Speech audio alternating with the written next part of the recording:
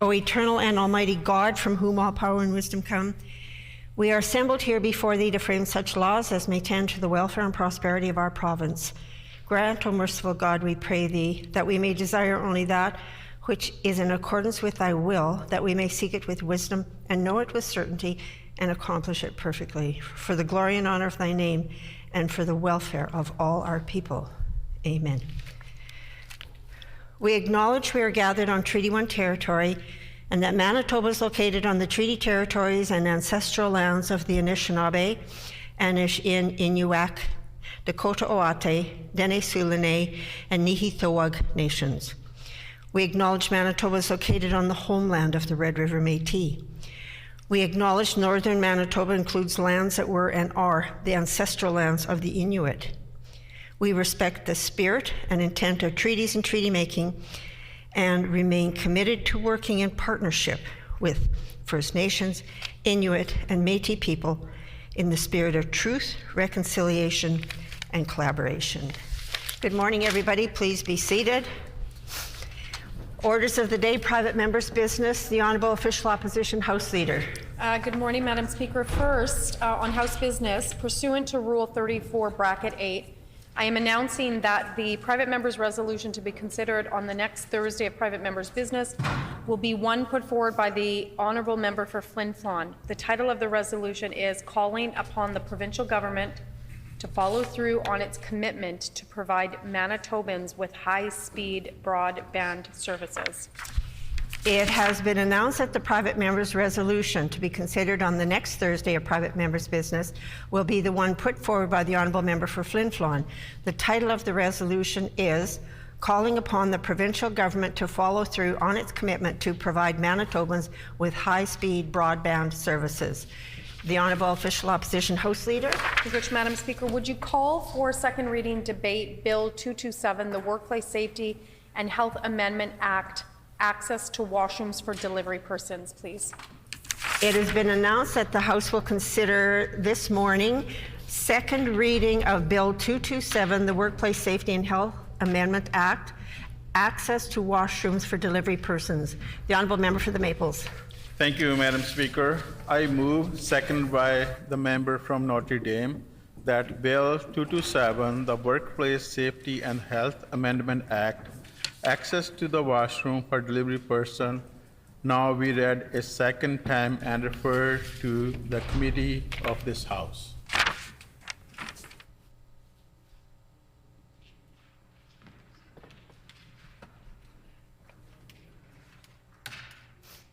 It has been moved by the Honourable Member for the Maples, seconded by the Honourable Member for Notre Dame, that Bill number 227, the Workplace Safety and Health Amendment Act, access to washrooms for delivery persons, be now read a second time and be referred to a committee of this House.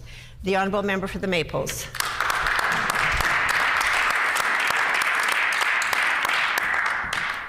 Thank you, Madam Speaker.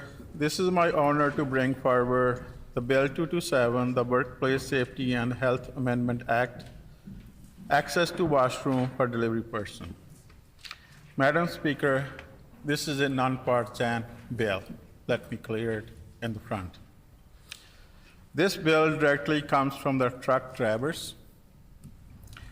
Madam Speaker, I'd like to start by thanking our truck drivers and delivery drivers who delivered food, life-saving medical supplies, and other essential products during COVID-19 pandemic. Madam Speaker, let me clear, they were our heroes pre-pandemic, during pandemic, and post-pandemic. This is very clear. They are our heroes today as well. They will stay our heroes forever because what they are doing. Madam Speaker, however, there's another side to this story. During the pandemic, truckers have taken risk and faced hardship just doing their jobs. They have left their families to head out and long-haul routes far from the safety of their homes, where we were sitting in our homes following Canada Health and Manitoba Health guidelines. They have dealt with closed roadside restaurants, closed restrooms, and closed shower facilities along the way.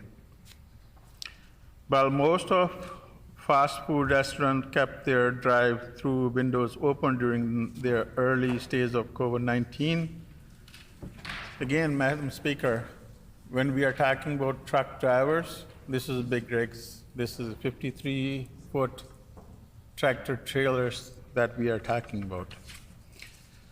Most had policies against serving walk-up traffic. So you just can't park your truck on the side of the road and go and get the food or even go and use their washrooms. So truck drivers often could not buy food or access even basic amenities while on the roads. Madam Speaker, while bringing this bill forward, I was approached by my Maples constituent regarding access to washroom during the pandemic. Madam Speaker, while I thought this was maybe a rare case, maybe one or two cases where it might have happened, but actually it wasn't. It was an everyday. There were so many people have approached me that this is existing every single day during the pandemic. Madam Speaker, last season we didn't have a chance to debate on this bill. Well, before I even brought this bill forward, I want to make sure the issues that we were dealing during the pandemic still exist. To confirm, I have, Madam Speaker, spoken with so many of the truck drivers who brought this forward to me during the pandemic, and now to confirm to see if this still exists. Actually, this still exists.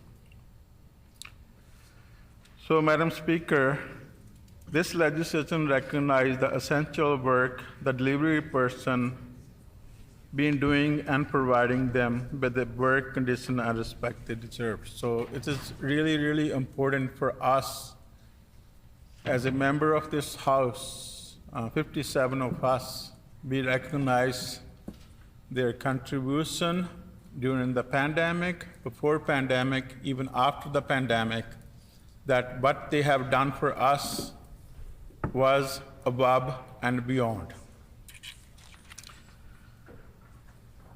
Madam Speaker, I also want to clear this. This is a majority of the business do care about our truckers. This is not like I'm saying majority of the people are against trucker using their access to the washroom. This is it's not rare, but is majority of the people are good people in the business community, but then there are people who are not following the rules. Madam Speaker, I'd like to share sacrifice truckers made during the pandemic. People have shared their stories. They have told me when they were out while driving 12, 13, 14, 13 hours, I think that's the guideline for the truckers to drive. When they get home, they have a separate room. They could not see their family. They could not hug their kids. They have to go to a special room that was just designated for those, their family members, going to the room, changing the clothes, taking a shower, staying in that room, and saying hello, hi to their kids from far and away. And then next morning, leaving for another tour of providing a good service to Manitobans, to Canadians, produce medical supplies, be it from the States, it's from Canada. So that's how their life involved around. So they couldn't hug their kids, couldn't see, like they have to be far away. They have a special clothes that they themselves go and put it in for washing and drying, and the next day they will leave their home without even hugging their kids. So that was the sacrifice of our truck drivers. You may be wondering, Madam Speaker, if I have a consultant, anyone on this bill. Manitoba Trucking Association have been consulted, and they are in favor of this bill. And there are other people who have favored this bill, that this is bill needed today. We know there was a bill from in Ontario, but I don't think so that bill was passed or proclaimed. So Manitoba will be the leader. So we don't have to follow other provinces when it comes to recognizing our heroes. So this is for us, for the other provinces to follow us here. So I'm really, really looking forward to passing this bill, sending it to the committee, and then acclaiming it. And this way we can tell our truckers, our delivery drivers, yes, we have your back. With this, Madam Speaker, I want to conclude and also want to give other people a chance to put comments on this bill. Again, this bill came from the truck drivers, and I will try to answer best to my knowledge that I have regarding trucking industry. And I'm really looking forward to actually a unanimous consent on this bill and passing it today. Thank you, Madam Speaker.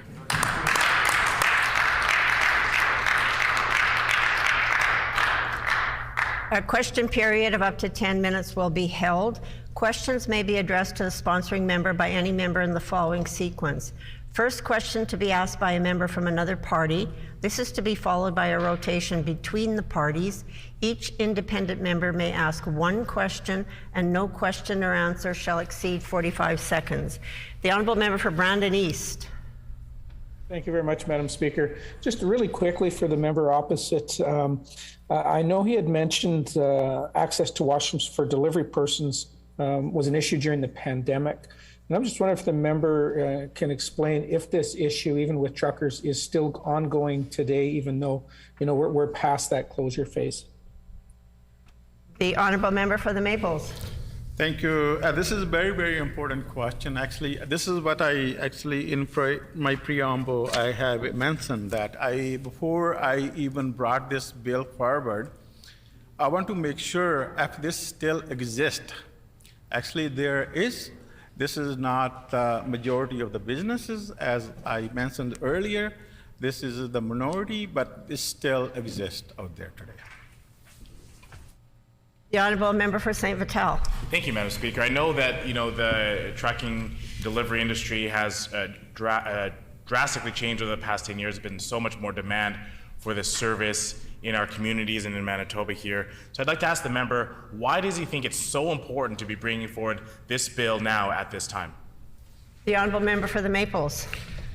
Thank you. That very excellent question by a member from St. Vital. Actually, if you maybe even members from this House to follow a Manitoba Trucking Association's website, 95% of the stuff that you have in your house is trucked in.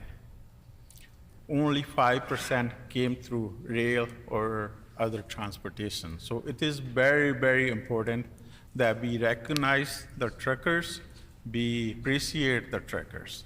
Thank you, Madam Speaker. The honourable member for Swan River. Oh, the honourable member for Tyndall Park, sorry. Thank you, Madam Speaker, and I'd like to thank the member for the Maples for bringing forward this important piece of legislation. I just want to be very, very clear. In the legislation itself, it talks about, and the exact wording is to present at the workplace, to deliver anything to the workplace, or to collect anything from the workplace for delivery elsewhere. So I interpret this as being applicable for like DoorDash and Skip the Dishes. I just want to be very clear that truckers would also be, under this legislation, allowed access to washrooms. The honourable member for the Maples. Thank you very much, Madam Speaker. Actually, this is also another excellent question. Actually, yes, this is DoorDash, Skip the Dishes, even the taxi drivers who deliver. Some people think the taxi drivers only drive people. No, they also deliver. And it's related to every person who deliver or pick up something from a workplace. Thank you. The honourable member for Swan River. Yeah, thank you, Madam Speaker. If this legislation passes, will there be any financial penalty for small businesses that deny washroom access to delivery persons? The honourable member for the Maples. Thank you, Madam Speaker. Another excellent question, actually. This is what I was thinking while coming here to the ledge today. How can we actually, because we cannot bring any bill related to money. So this was there, that this have to be something in the regulations that from workplace safety can have it, or originally they have it something in place. So it is not that we can say it's gonna be penalty to business. It may be a first warning, and then in future, if it is a repeating offense, it can be. The member's time has expired. The honourable member for St. Vital. Thank you, Madam Speaker. I appreciate the member's response to the last question. And so I'd like to know whether the member thinks it would be a good idea, since if there's no penalties, for us to have some sort of information campaign to businesses or educational campaign so businesses know, once this bill passes, that they are now supposed to allow washroom access for delivery drivers. The honourable member for the Maples. Thank you, Madam Speaker. Actually, I have spoken with the Manitoba Trucking Association regarding this. How can we implement this bill? And this is one of the questions was, if we were to pass a bill, what the implications of this bill are. So this is another, again, we can't bring any bill that have a money attached to it, and government can on its own anytime advertise that this bill has passed and this is the law, and you cannot refuse access to a delivery drivers on their premises. The honourable member for Brandon East. Thank you, and again, thank you to the member for bringing this forward. I know a lot of folks have home-based businesses, and a lot of deliveries go to those home-based businesses. So I'm wondering if his intent is for this to also include those who run businesses out of their houses. The honourable member for the Maples. No, simply no. This is not for the home businesses. It is up to, if somebody were to ask, can I use your washroom? Is up to that person if they want to allow that person to have access to the washroom. But this is only is regarding a business that have a storefront, or you can call it a business that exists outside from the houses. The honourable member for St. Vital. Thank you, Madam Speaker. I know that the member mentioned conversations with the Manitoba Trucking Association, so I'd like to just clarify who the member consulted with the creation of this bill. The honourable member for the Maples. Well, that's also a very important question, Madam Speaker. Thank you for that question. I was talking to Creekside Transport, And the person that I have spoken is Ravi Chahal, and they are in support of this bill. There's another person, another company, Highway Motor Freight. The owners are Jas Dillon and Anoop Chahal. As you see, an orange truck outside, and that means it's a highway motor transport trucks. And actually, me and my colleague from Tyndall Park had a chance to visit their The grand member's opening. time has expired. The honorable member for Swan River. Yeah, given that food establishments often receive a lot of pickup and delivery services, how will this influence these businesses and the experience for patrons who choose to dine in, particularly for small, locally owned restaurants that may be limited to only 1 or 2 people in the 1 or 2 washroom stalls?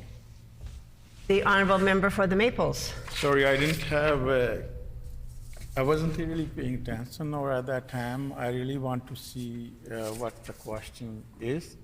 And I think the member said if there's only access to 1 or 2 persons, and I'm sure the person can provide an access to a delivery driver or a truck driver or even a cab driver or a skip the disc driver. Thank you. Sorry, I didn't. The honorable member for Notre Dame. Thank you, Madam Speaker. I'd just like to ask the member about his own personal experiences or dreams of being a truck driver himself. The honorable member for the Maples. Thank you, Madam Speaker. I have to go back 30 years, Madam Speaker, on this. And at that time, all I was thinking, you know what? I do want to drive a truck. Why do I want to drive truck? I want to go see places. And that was my understanding at that time, that truckers are going places, visiting places. I never, ever dreamed of being a MLA at that time, Madam Speaker. The honorable member for Swan River. Yeah, under the definition of work, does this include private residences whereby a person may run a business out of their home? The honorable member for the Maples. Madam Speaker, as I have indicated earlier, this is private residence is not included in this. This is only businesses that have storefront or even nothing from the home that somebody runs from the home. So. The honorable member for St. Vital. Thank you, Madam Speaker. I'm sure the member wants us to get on debate and to have this bill pass unanimously, but just one more time, maybe he can explain and go through the list of people he consulted with. I'm sure there's people he left off as well. Thank you. The honorable member for the Maples. Thank you, Madam Speaker. Yes, definitely. Thank you for giving me an opportunity at the end again.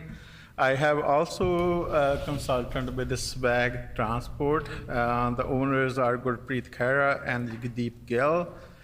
And Tornado Transport, Hardy Gale. So those are the people and many, many more truck drivers that I have consulted.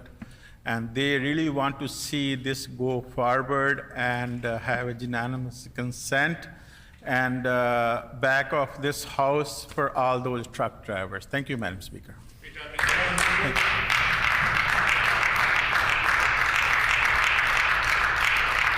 The time for this question period has expired. Debate is open. The Honourable Minister of Labour. Thank you, Madam Speaker. First of all, I want to thank my good friend from the Maples for introducing this bill, Bill 227, the Workplace Safety and Health Amendment Act, access to washrooms for delivery persons. I also want to thank him for, coming to Manitoba, sharing his personal story. I first met him actually at my family member's funeral. We had got to know each other prior to him having his aspirations becoming an MLA. And one thing that he did tell me that he actually, he employed a lot of people or was in charge of a lot of people, including my aunt. So I gotta thank him for gainfully employing my aunt. And sometimes they go back to her asking her for help. I also want to thank truckers, delivery drivers, because they were very, very important prior to the pandemic, during the pandemic, and after the pandemic. He stated some really important facts are why they are tremendously important for economy. I know a lot of them. We have mutual friends in that industry that gainfully employ many immigrants as well coming to our province. So again, I appreciate for him introducing this bill. The one thing I do want to state as well is during the pandemic, there are many COVID-19 targeted relief measures for small businesses, for employers, for employees, and I'm very proud of what our government had done in collaboration with other levels of government and many stakeholders to ensure that truckers, delivery drivers could do their job in the proper and safe way that they do, because it's a very difficult occupation. And I sort of relate it to my time when I served in the armed forces. You're away from your families, you're traveling a lot, you're on the road, you hardly get to see your families. So it's a very, very a tough job, and it's a unique job, and not everyone can do that job. So again, I commend them for that. So one thing I do want to say is that access to washrooms for delivery persons is important, and we have seen that majority of public-facing business already allow for this access. I know that when I owned my small business, I owned a UPS store in Kennison Common, whether it's delivery driver would come in. Yeah, as the member said, just if they ask to use the bathroom, I mean, by all means, use the bathroom.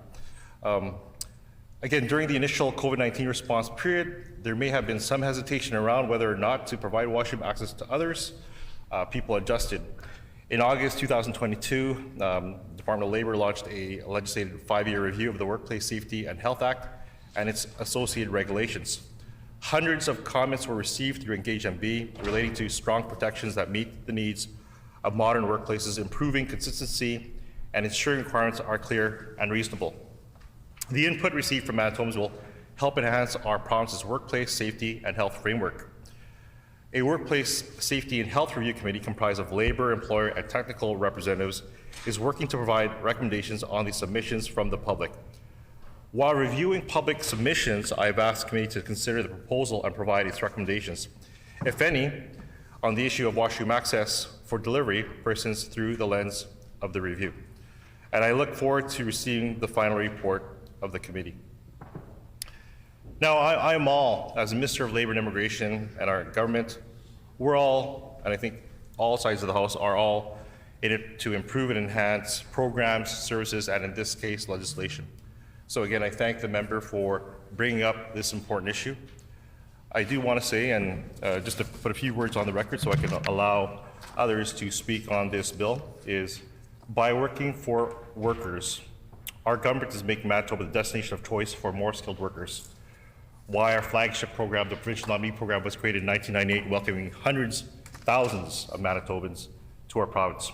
The priority of this government is to ensure that when workers go to work, they can come home safe after the end of a hard day's work.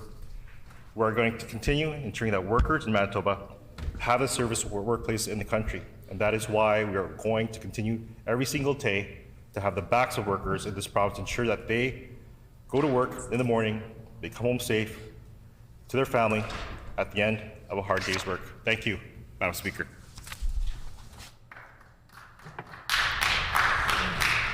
The Honourable Member for St. Vital. Thank you, Madam Speaker. I'm really pleased to put some words on the record with respect to this bill today that my colleague, the member for the Maples, brought in and introduced, Bill 227, the Workplace Safety and Health Amendment Act, access to washrooms for delivery persons.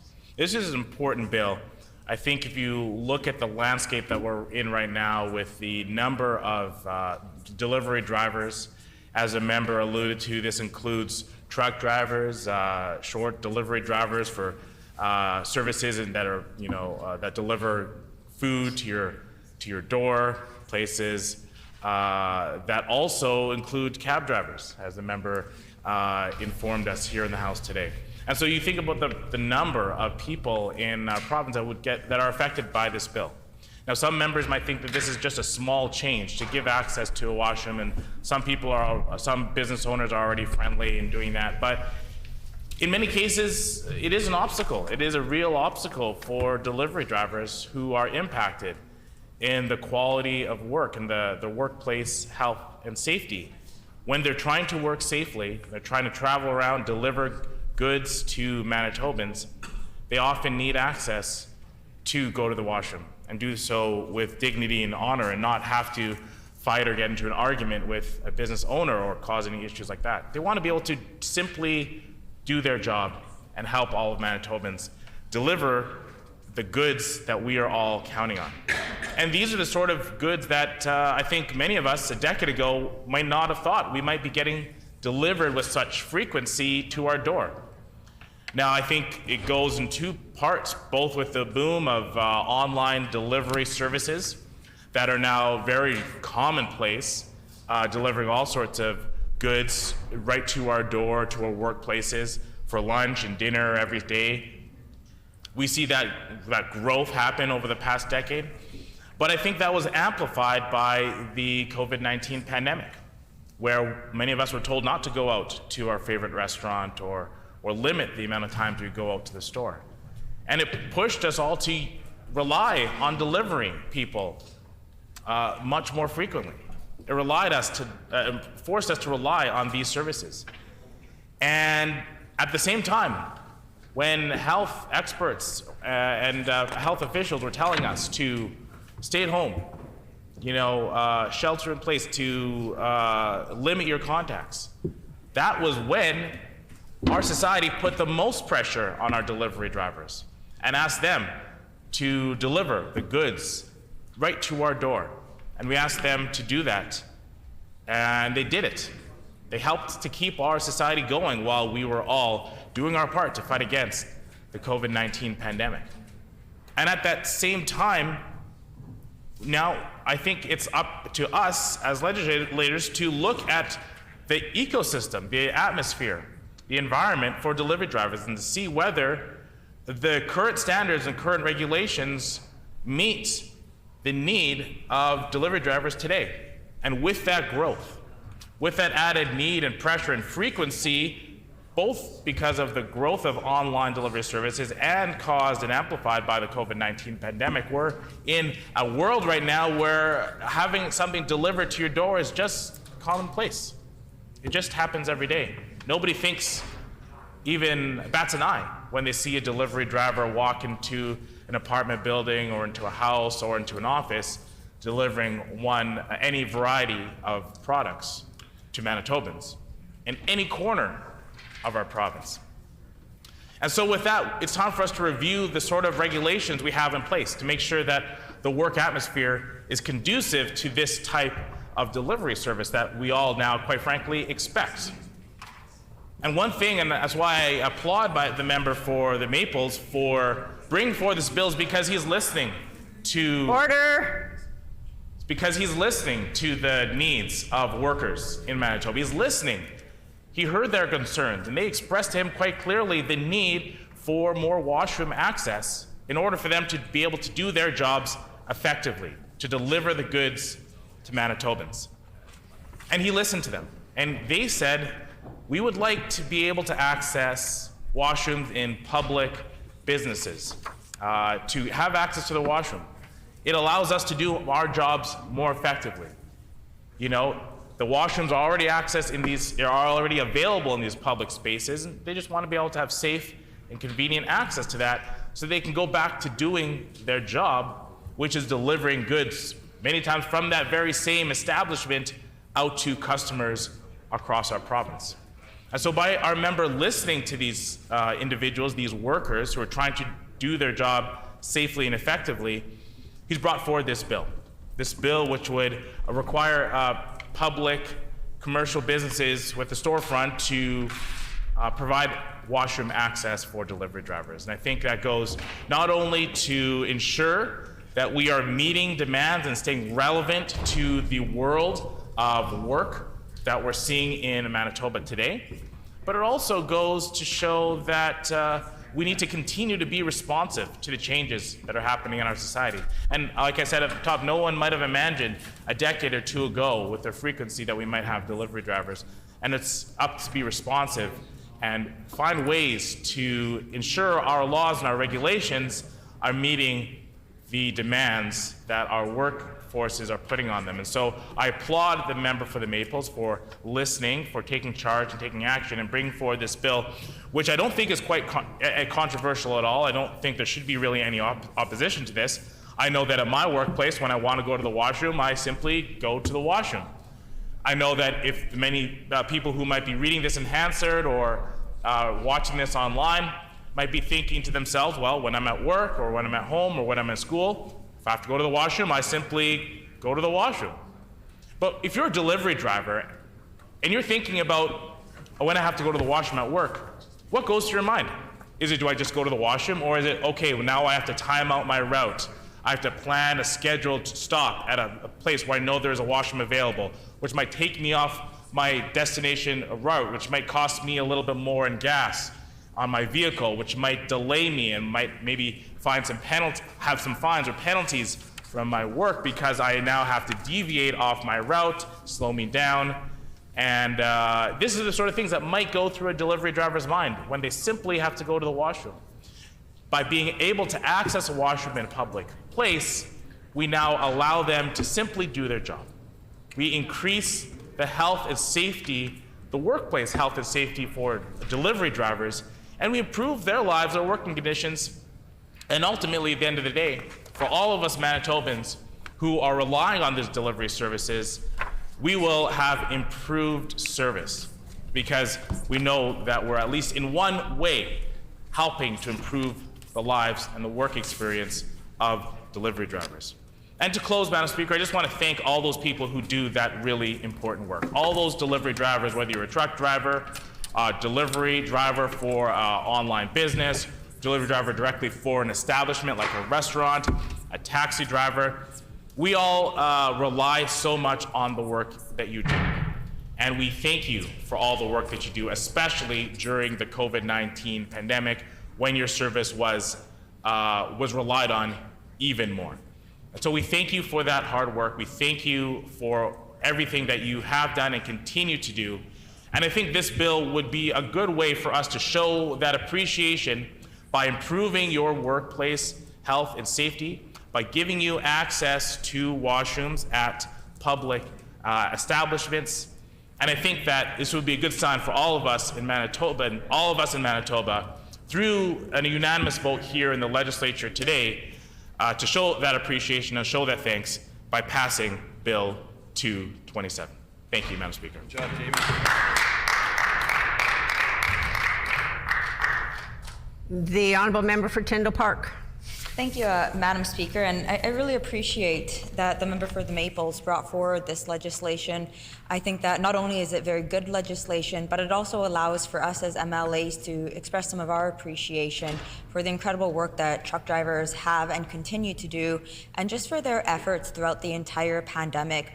Truck drivers were one of the industries that never shut down throughout the pandemic, even with rules constantly changing, whether that's over the borders here in Manitoba, being able to deliver and how they're delivering into businesses, whether that be grocery stores or smaller businesses, Madam Speaker. And I don't think that we talk about that enough, the truck drivers and the incredible work that they did continue to do throughout the pandemic to ensure that all of us Manitobans had the resources that we needed to get through the pandemic, Madam Speaker. So I want to thank the member for bringing forward this debate just so we can put those words on record as well. Madam Speaker, this legislation would actually bring us on par to some other legislation that has been introduced but not yet passed, is my understanding. I know in Ontario they have similar legislation, and it talks about delivery drivers, whether that be industries like Skip the Dishes or DoorDash. It talks about couriers. So if a courier is delivering a package to, we'll say, an Esso gas station, Madam Speaker, they would be able to go into the gas station and utilize the washrooms if they so needed. It talks about truck drivers. Sometimes some of these long haul and even some of our shorter cab truck drivers, they're on long commutes. And I really appreciated what my colleague who spoke just before me, member for St. Vital, had shared about how truck drivers should not have to plan their routes around washroom access. And I think to even take this a step further, they should not have to plan their intake of water and beverages and hydration, Madam Speaker. I know I think sometimes about when I go camping in the summer, I actually have to strategize a little bit, and I try not to drink too much water before going on a long hike because I might not have access to a washroom right away. And so this is another, I think, positive part of this legislation is we never want to put a barrier up between a truck driver, a taxi driver, a delivery, food, or grocery driver in being able to hydrate themselves for work, Madam Speaker. I think that providing these services should never be denied to anyone. It is just a basic need, whether it's, we all have basic needs, Madam Speaker, and going to the washroom is one of them. We all need to sleep, we all need to hydrate, we all need to eat, and we're known to be friendly Manitobans. Let's be friendly, let's ensure that everyone has access and can utilize washrooms when they need to, and very happy to support the legislation. Thank you. The honourable member for Swan River. Yeah, thank you, Madam Speaker. And there's a few things here that we got to think out. I know a lot of times in today's world, you'll stop in, and a lot of the people that run small businesses will request a person to purchase some food before they can use their washroom, or they'll ask them to, you got to buy something. It's just not a walk-in anymore. And there's a lot of things that have to be thought out, and I really appreciate, because that's one of the most important things when you're traveling is access to washrooms or delivery. I'm sure we have great appreciation for a lot of our truck drivers and the things they do, and during the pandemic especially it was a daunting task for them, and so you want them to be able to have access to these washrooms. Sometimes store owners will refuse, and they'll say, hey, we gotta brunt the cost here of pumping out this sewage, and it's an added cost. And then when you get an influx of people, a lot of times that go ahead and they use washrooms, and a number use it, and then when the staff want to use it, somebody has to clean them, so to speak. And these things all have to be thought in a lot of detail, and there's a few things that have to be. But number one, access to washrooms for a delivery person is very, very important. And the majority of public-facing business already allow for the access. However, there are some that do not. In 2022, our government launched a legislated 5-year review of the Workplace Safety and Health Act and its associated regulations. And our government recognizes, too, that the workplace safety and health should not be a political issue and has to be developed through proper consultation with Manitobans. And that's why our government, we're engaging in consultation through Engage Manitoba relating to strong protections that meet the needs of modern workplaces and improving consistency and ensuring that the requirements are clear and reasonable. This year, from I think it was August 30th to November 30th, Manitobans will have the opportunity to participate by sharing their ideas and recommendations.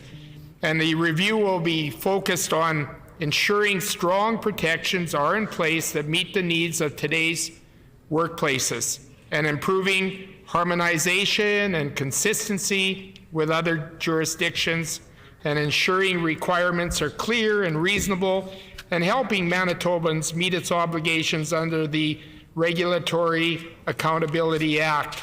It was more so an issue during the pandemic, when there were some really tight restrictions on the number of people in a restaurant, and the various types of mandates were in place.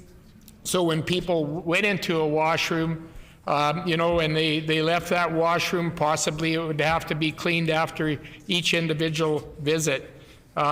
Is it still a huge issue. This is something that a committee can look at and say, yes, it is, and we got to ensure. But the bottom line is, we do want to have that access out there for a lot of the people. And these inputs from Manitobans are vital and important to help enhance our province's workplace safety and health framework. A workplace safety and health review committee comprised of labor, employer, and technical representatives is working to provide recommendations on the submissions from the public at large. It would be inappropriate to pass this legislation without receiving a recommendation from this review committee that's working so diligently on this task. And before passing it, it's important to hear the perspectives of workers and employers.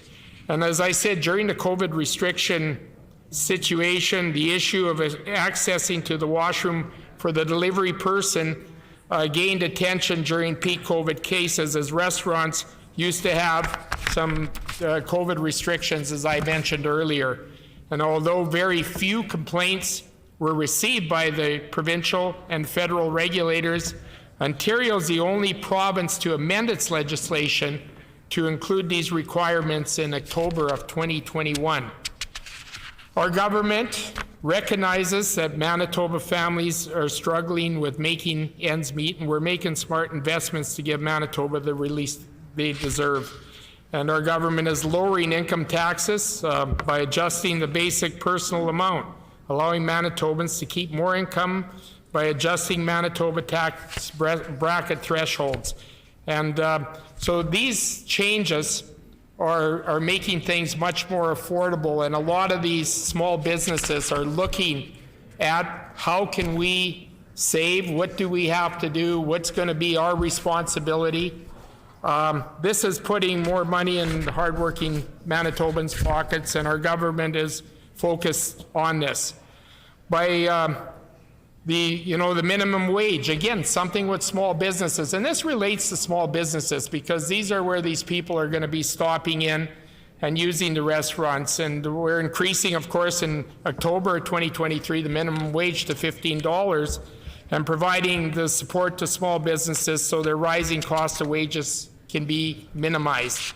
And we recently passed a bill to extend bereavement leave to 5 days from the 3 days. So a lot of this is Safe Work Manitoba. And in Manitoba, we have the Safe Work Manitoba strategy that uses the national standard for psychological health and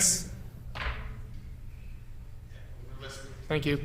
Psychological health and safety in the workplace as its guide. The strategy aims to improve psychological health and safety in Manitoba workplaces, and it prevents and reduces workplace psychological injury and illness and enhances the culture of workplace safety and health to include psychological health. Great example of the success of this strategy at work is the Royal Canadian Mint created its own 2-year workplace mental health strategy, called Starting the Conversation, using the guidelines of the national standard. A follow-up survey showed 76% of respondents saw an increase in psychological health awareness at work. Safe work strategy and recommendations fall into 3 steps and raise awareness of the workplace. And psychological health and safety, and develop practical tools and resources for workplaces to build a capacity of partners to provide the services. So I guess, in summary, it's really, really important for us to look at all the avenues, all the ways that it's going to impact the small business. Is there going to be a financial burden? Is there going to be, additional staffs required to be brought on to, clean the washrooms, etc. And I'll let some of my other colleagues maybe share a few words on this important issue. Thank you.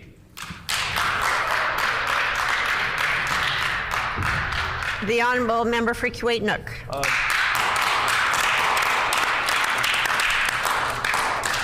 Thank you, Madam Speaker. And my first word on this is the absolute disrespect that came from the member from Swan River towards the trucking industry.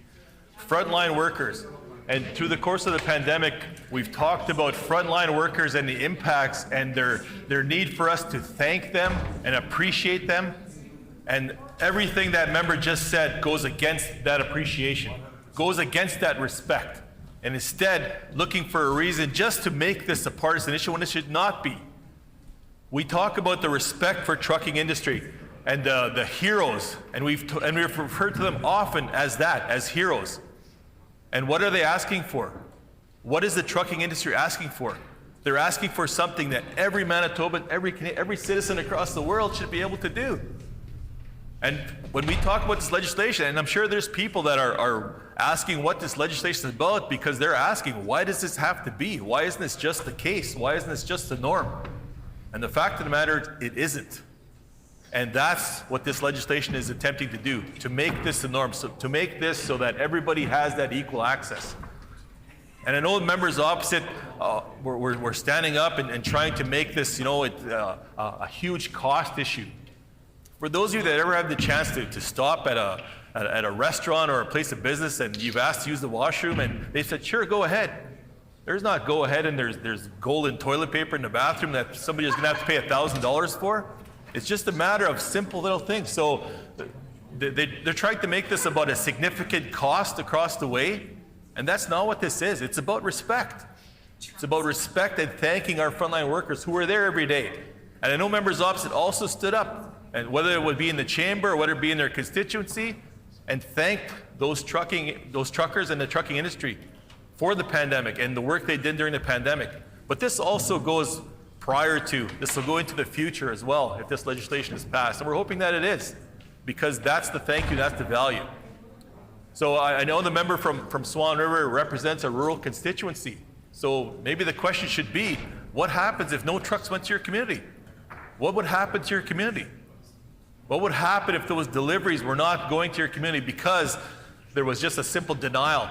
Because a trucker couldn't navigate their way, saying, you know what, there was no way for me to use the facilities in this community, so I'm not going to go there.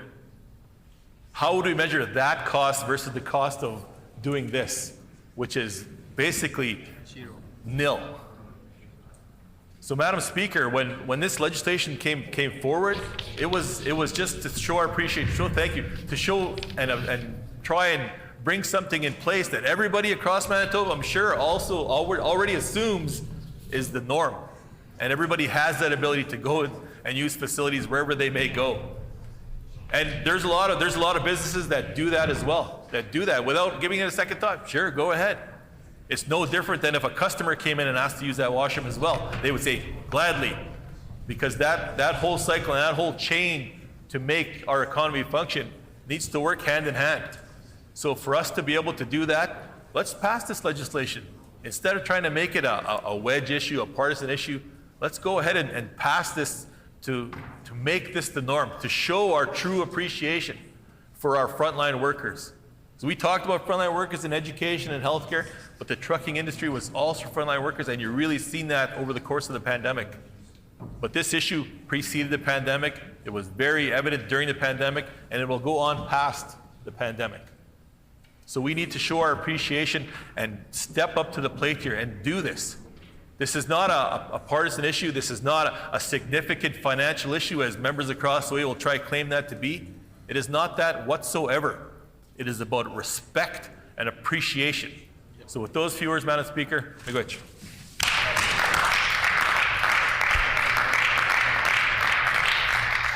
The honourable member for Brandon East.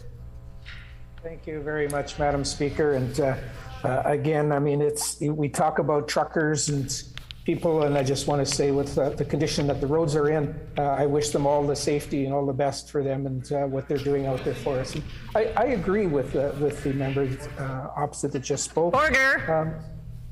We do respect. Respect is huge. And the respect for the work that these truckers do, I think it goes unfolded. I don't think you'll see anybody in any side of this house disrespecting the work that truckers do. I mean, even the stats that were mentioned by the presenter of the bill, it's easy to see how much work that the truckers do. I live in a community right off of a main thoroughfare through Brandon, and we have truckers going back and forth all the time. And again, we certainly come to appreciate what they do.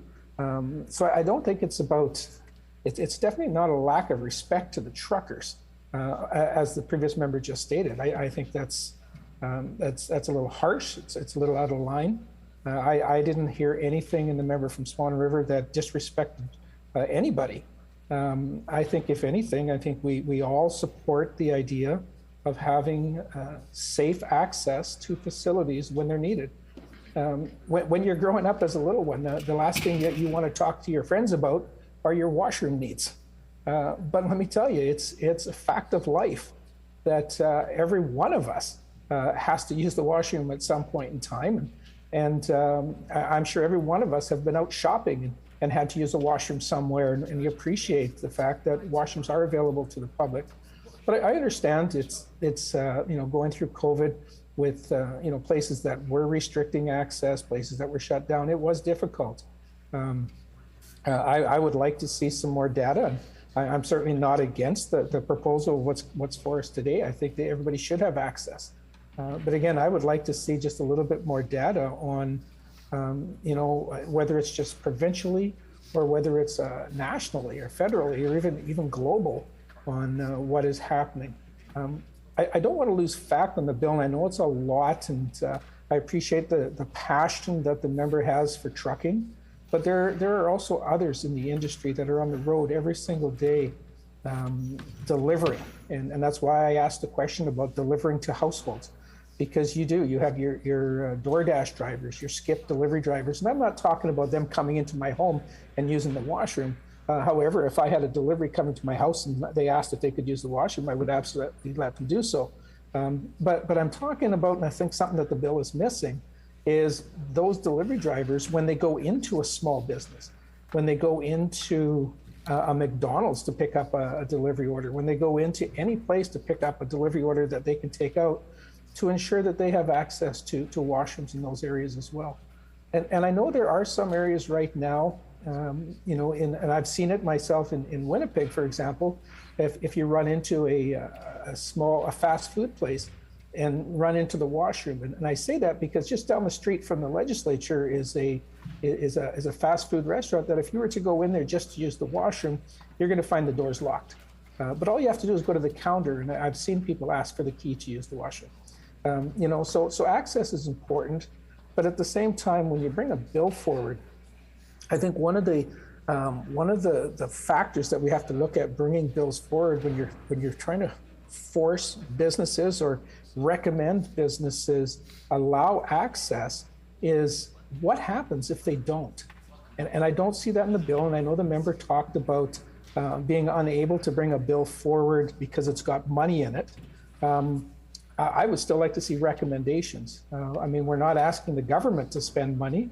The bill is saying that we need to have something in place so that people can use the washroom when they're making deliveries. But what do you have? What happens if someone can't, doesn't follow that and says, no, you're not using the washroom? Order, please. When this matters again before the House, the honourable member will have 6 minutes remaining. The hour is now 11 a.m. and time for private members' resolutions. The resolution before us this morning is the resolution on calling on the provincial government to fairly negotiate with allied health professionals, brought forward by the honourable member for Concordia. The honourable member for Concordia. Thank you very much, Madam Speaker.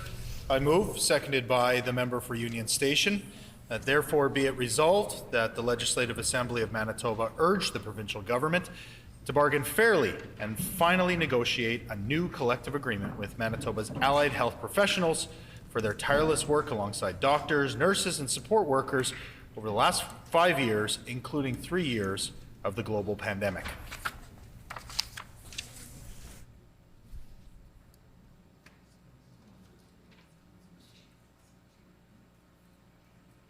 Is there leave to consider the motion as printed?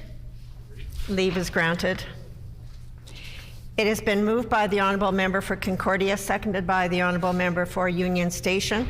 Therefore, be it resolved that the Legislative Assembly of Manitoba urge the provincial government to bargain fairly and finally negotiate a new collective agreement with Manitoba's allied health professionals for their tireless work alongside doctors, nurses, and support workers over the past 5 years, including 3 years of the global pandemic. The Honourable Member for Concordia. Thank you very much.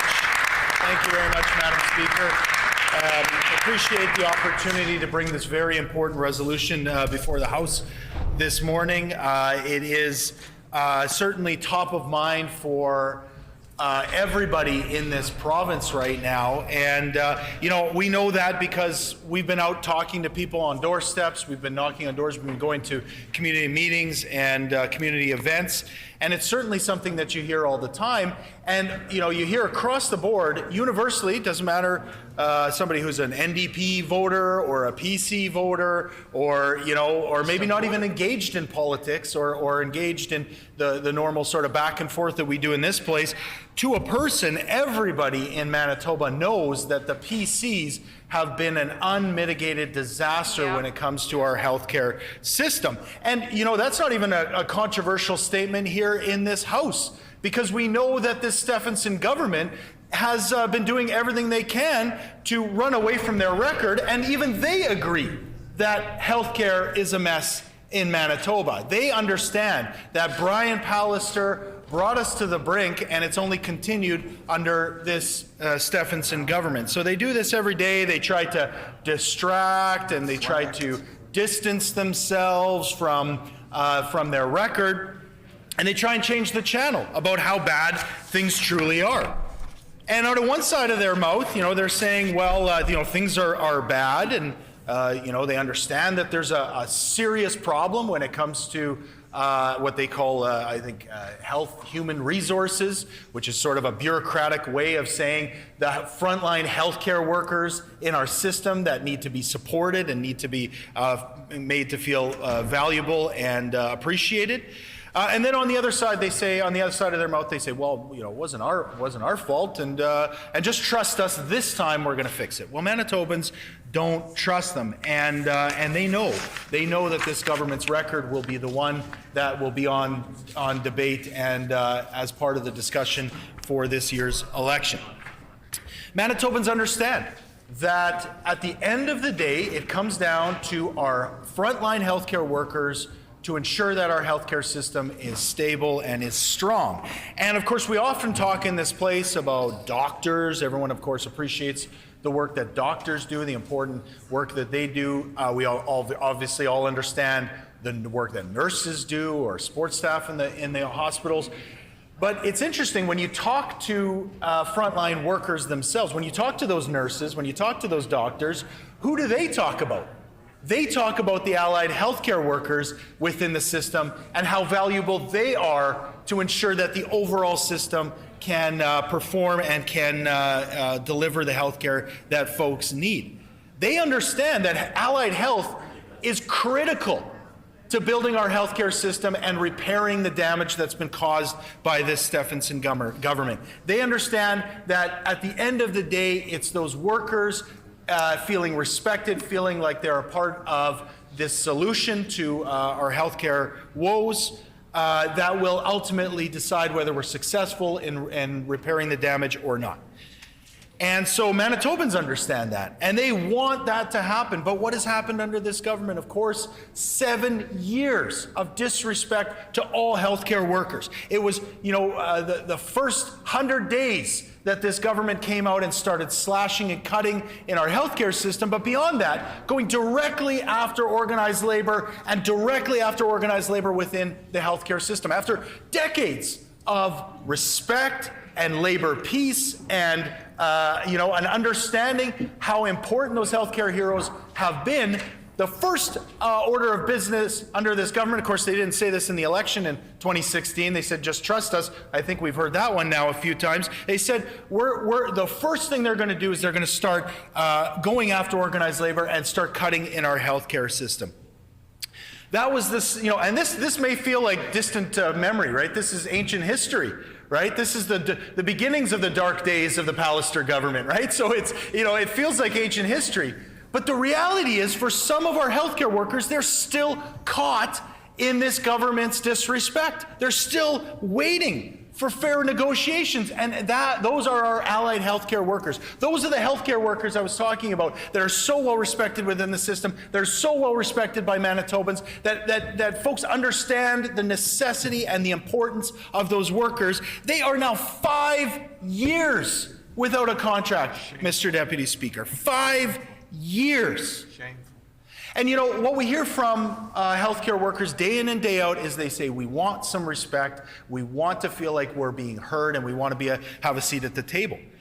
And yet for these workers, they aren't even able to negotiate a contract with this government because of their interference. For 5 years, they haven't even been, not even the most basic thing that a worker in this province should expect, fair wages, fair respect from a government. They haven't even been able to get that. And so what's been the result? Well, our healthcare system has suffered.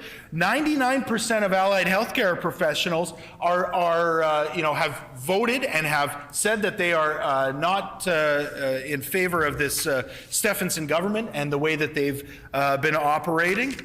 And this unprecedented mandate leaves us in a very precarious position, because not only are we dealing with an issue across the healthcare system in recruitment and retainment within the allied healthcare system. Why would anybody feel that the Manitoba government and Manitoba is the place to come and work and be a part of the solution when they've got a government that isn't at the table?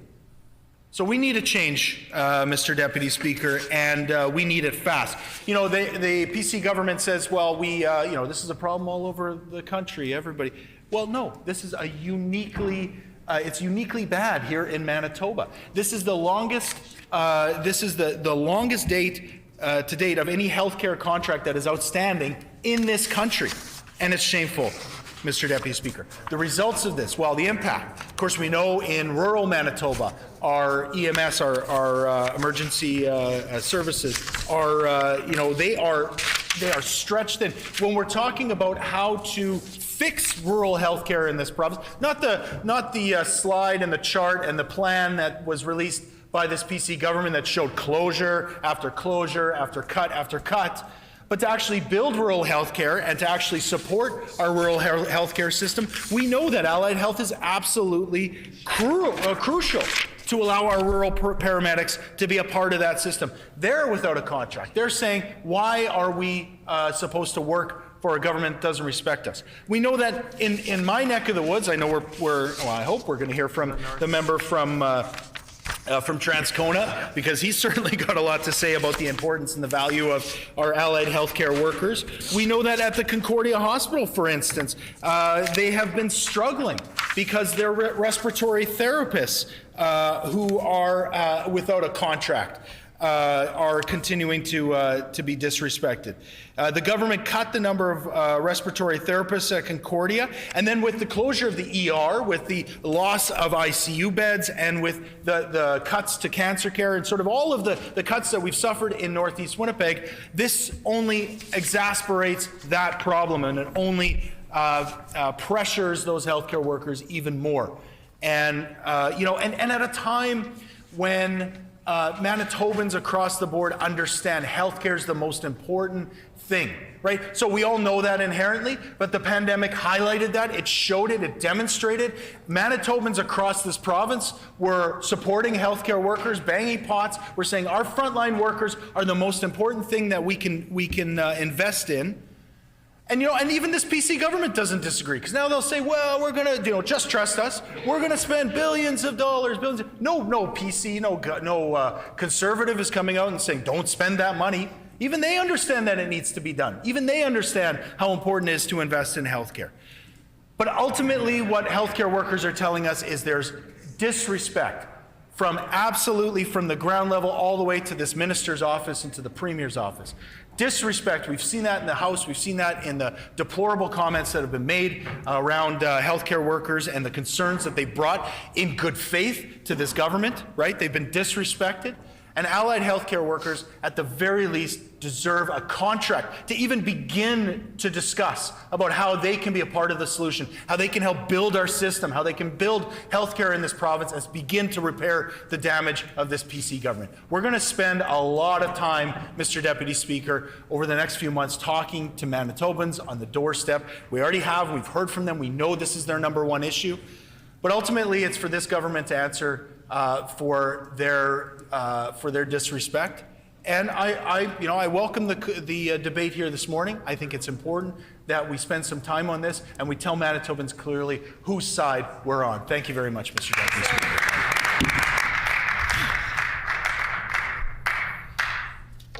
A question period of up to 10 minutes will be held, and questions may be addressed in the following sequence.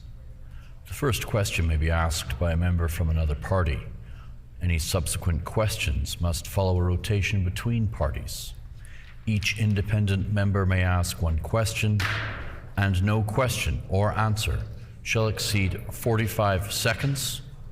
The floor is open for questions. The honourable member for Brandon West. Thank you, Mr. Deputy Speaker. My understanding is that negotiations are ongoing. They've been going well between the employer, Shared Health, and the union that the member references. Is the member suggesting that we toss out all those negotiations, all the hard work that has been done by the union representatives and negotiators, and intervene? That's what he's asking us to do. The government should intervene somewhere where it doesn't belong. Are you suggesting we throw out and disregard all the work that has been done? The honourable member for Concordia. Well, this PC government, of course, had no problem interfering in fair negotiations in the past. Of course, the courts have ruled on that. The minister knows they were found guilty of that in the past. What we're saying is that if this government would stop souring and poisoning the relationship with our healthcare workers, they could at least get started on negotiating a fair deal with our allied healthcare workers.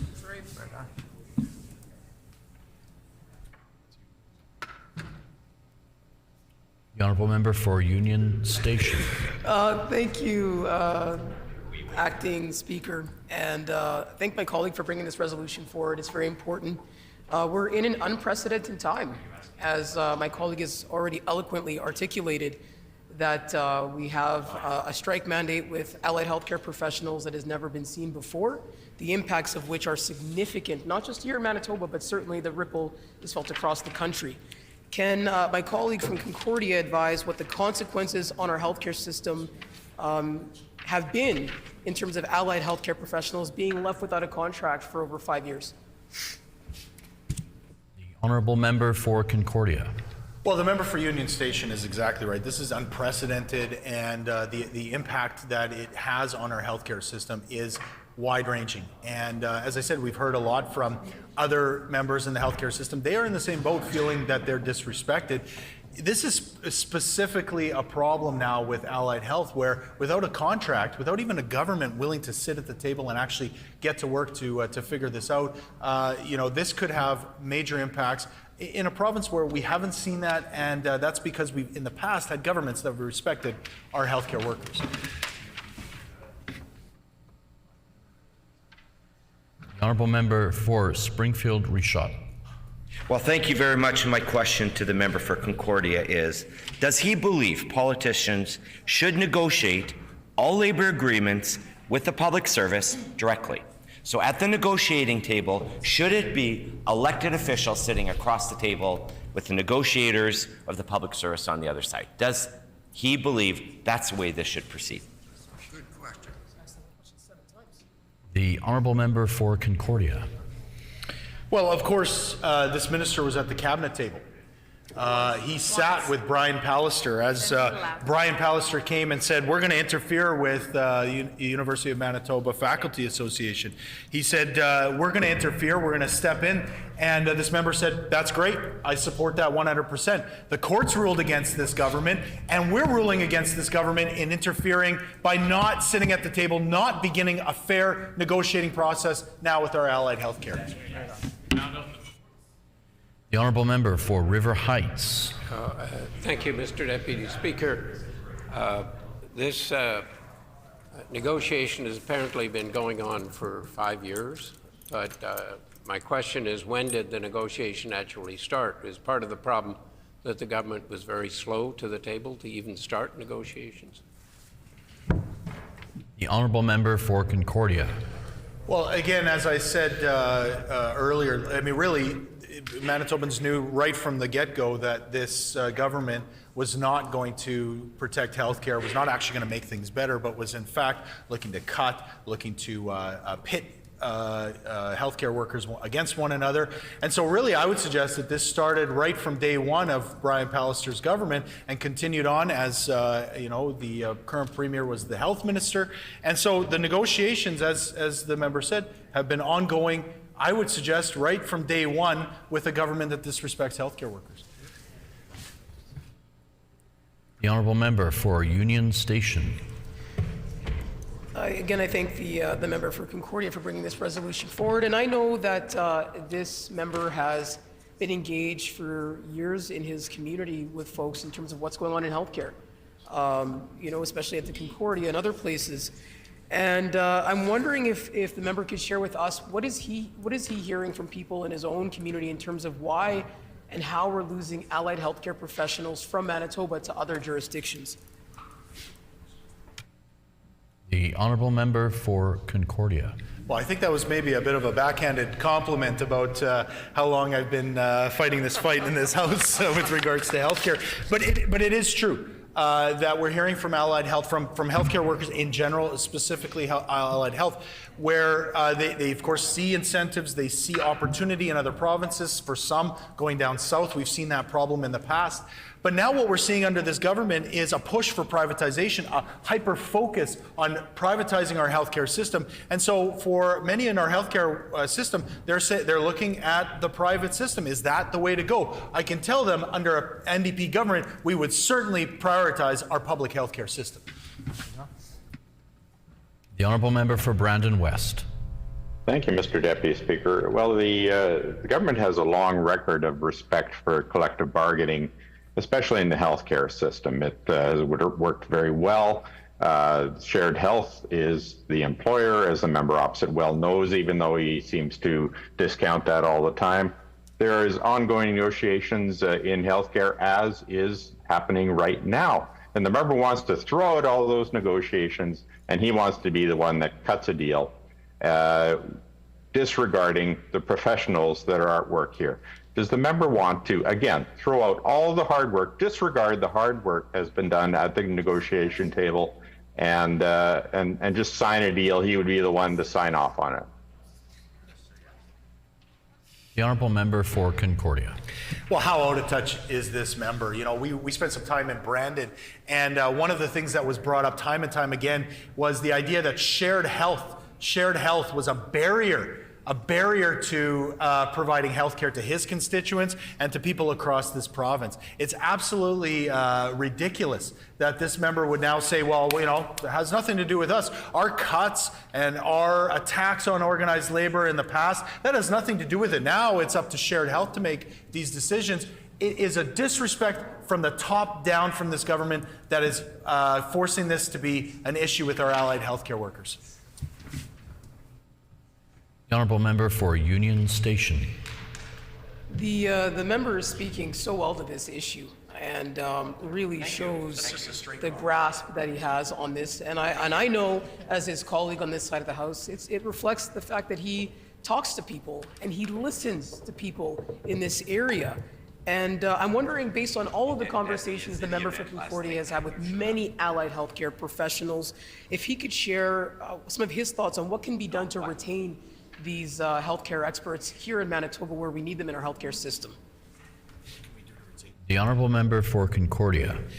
Well, absolutely, the member for Union Station. And this, I appreciate the straight up compliment this time rather than the backhanded type. But I do appreciate that they have given me some credit. But and really, as I am not an expert, I am not the expert in the field. But as they've said, I listen to those allied healthcare workers. First of all, I think that's half the battle, and I do think that there needs to be a fair contract that's negotiated that offers fair wages. Again, other provinces have managed to do this. We know that this is a problem, so this needs to be solved by a government that's actually going to fund healthcare and respect our healthcare workers.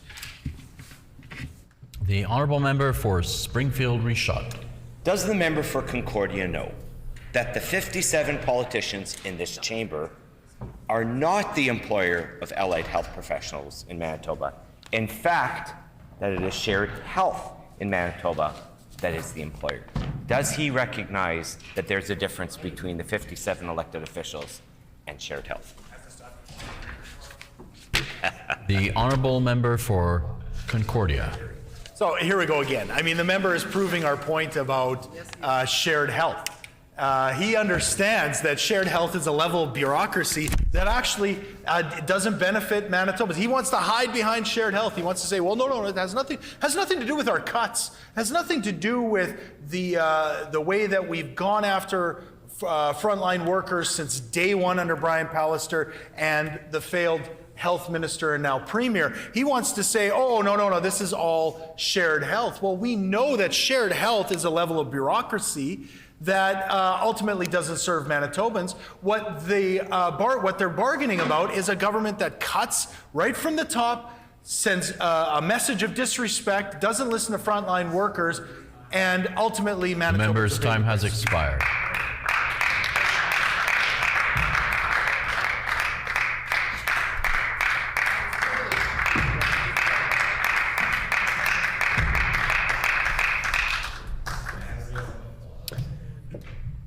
The time for questions is over. The floor is open for debate. The Honourable Minister of Environment and Climate. Thank you, Mr.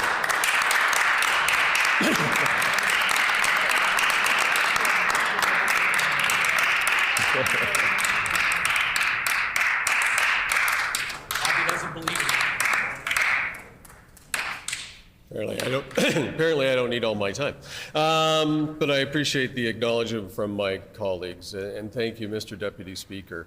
I've been here for a few months now in the chamber and been honored, and it truly is an honor, but sometimes I do believe I'm watching a Netflix TV series, because much of what is said on camera, much of what is directed, is spun and doesn't necessarily equate to facts. The reality is I've negotiated several contracts with different unions, CEP at the time, Unifor and others, and during all those negotiations, it was always understood that you don't negotiate in public. You don't negotiate outside of the walls of your meetings at a table. This is a common practice. This is out of respect for the employees and for an employer, but more importantly for employees, because putting that pressure of them, thinking that a strike is imminent, that a deal is not imminent, puts more pressure on people.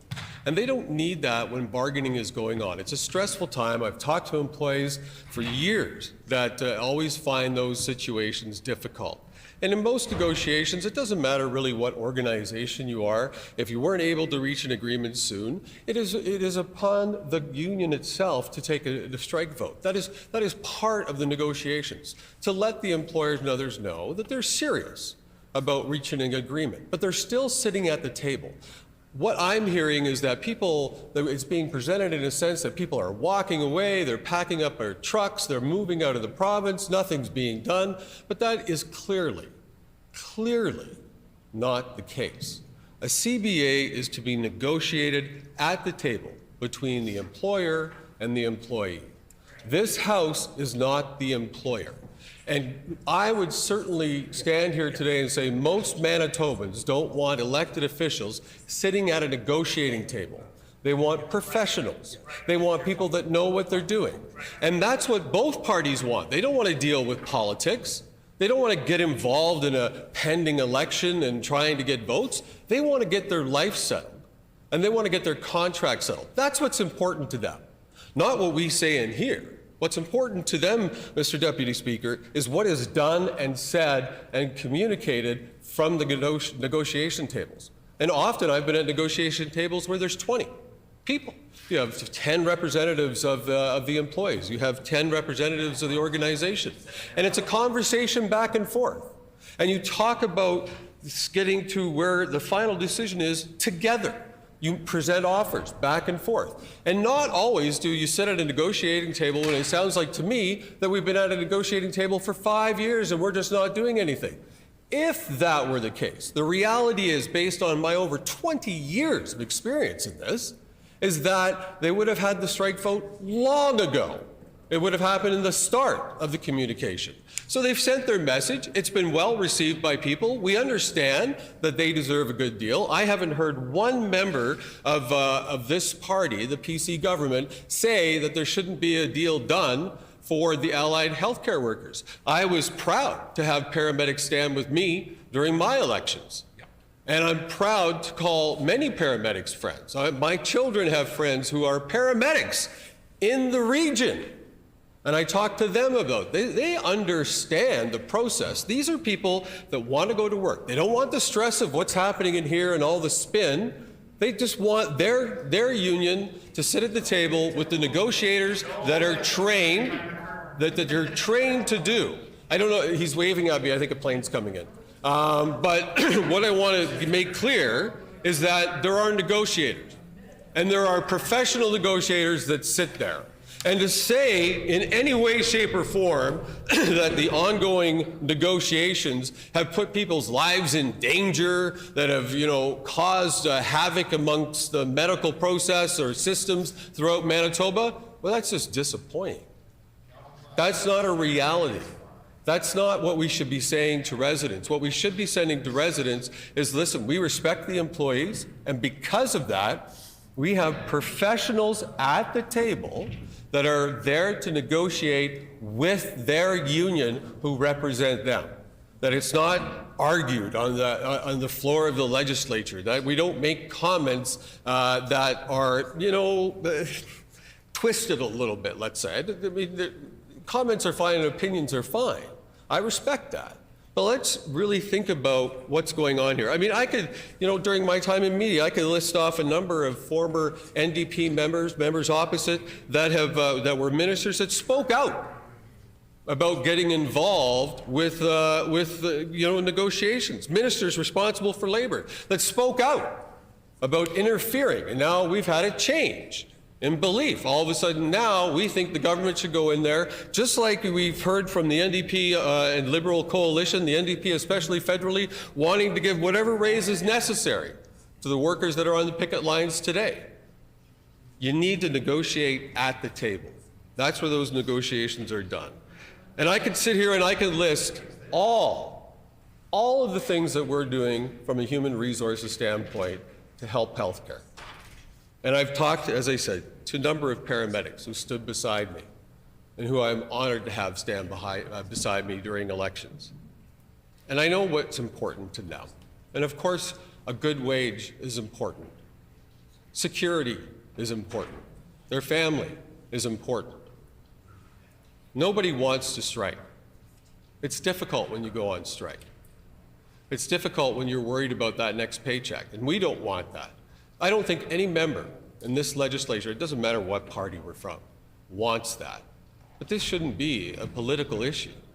This is what we want the staff that have been hired to do their job, people that we should be respecting, people that we trust to do their job at the negotiation table and talk. This is not for MLAs to bring in to hear. This is not fair to the people working. This is not fair to the residents in that area, that we're creating more fear, more concern. Everyone knows in this House, everyone wants a deal done. And we want a deal done as soon as possible. But there is no ability to wave a magic wand and say, here we go. In negotiations, we heard today federally that the union who is on strike right now wants a 12% increase, and the feds are offering 9%. That's part of the negotiation. Should that be public? I don't believe it should be, but it got out there. But that's not fair to the employees, because then they're judged, and then we have others judging the government for that. And again, I want to prove my point, Mr. Deputy Speaker. Negotiating a contract in public is not the way to go. It is unnecessary. It's not fair to the staff. More importantly, it's not fair to the staff. It may seem like great bait and it may seem like a great weapon to throw in an election and throw at people and throw it on the wall and let's see what sticks. But it's not fair to the people that pay our salaries. The people that pay for us to come to this building every day and do a job for them. Again, doesn't matter what party you represent. That's what we're here for. We're not here to instill fear. We're not here to spin the facts. The reality is the union has a vote strike. They've got a mandate that they can strike. We have to respect that and respect the fact that that is part of negotiations. And I respect their option and opinion to do that. And I also respect the negotiators on behalf of the government of Manitoba, not the PC government, not any member of the MLA, not any MLA, sorry, Mr. Deputy Speaker. This is for the people. And I really sometimes do sit here and feel bad that this is all being made public and being fought out in public, because every day they have to go to work worrying about what might happen. What are the facts? Is the government not at the table? We have negotiators. We have to be there. I mean, that's a fact. You can't just walk away. And nobody's saying we're going to walk away. We're taking a reasonable approach.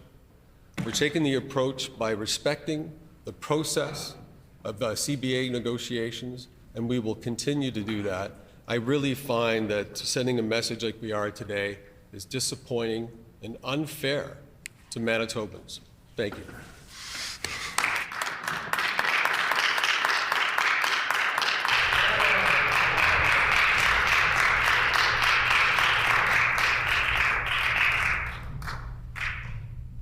The honourable member for Union Station.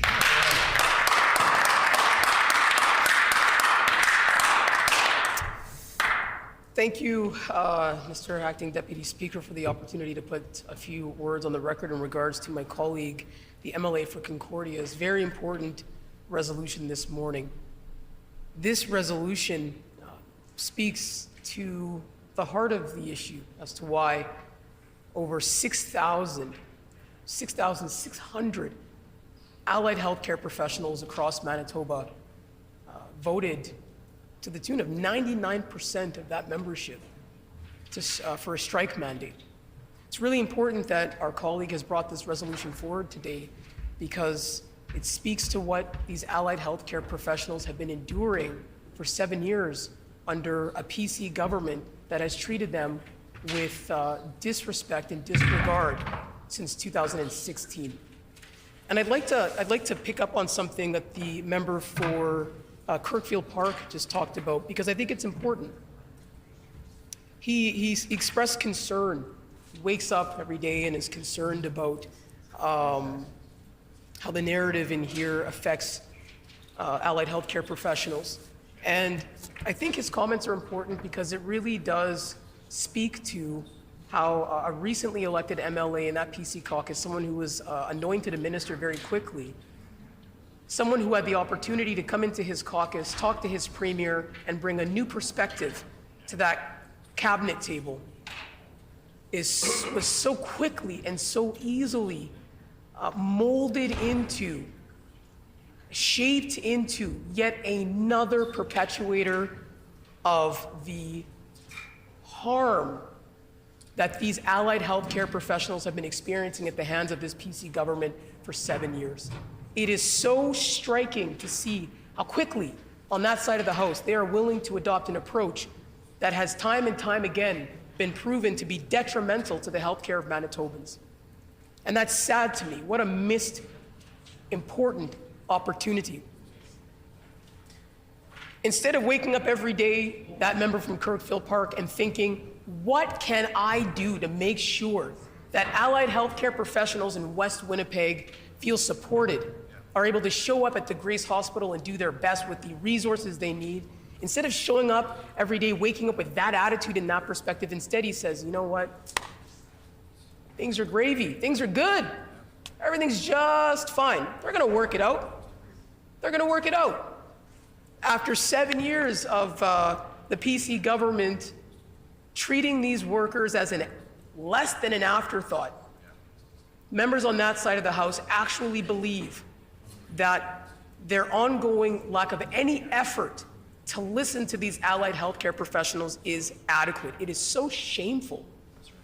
And the reality is that it is obvious that although the minister will stand up and talk about paramedics standing beside him at different events, he's never had a conversation with them about the fact that they are dwindling in numbers here in Manitoba, that our EMS response times are increasing across the board, especially in rural Manitoba, where every single minute counts in terms of EMS response.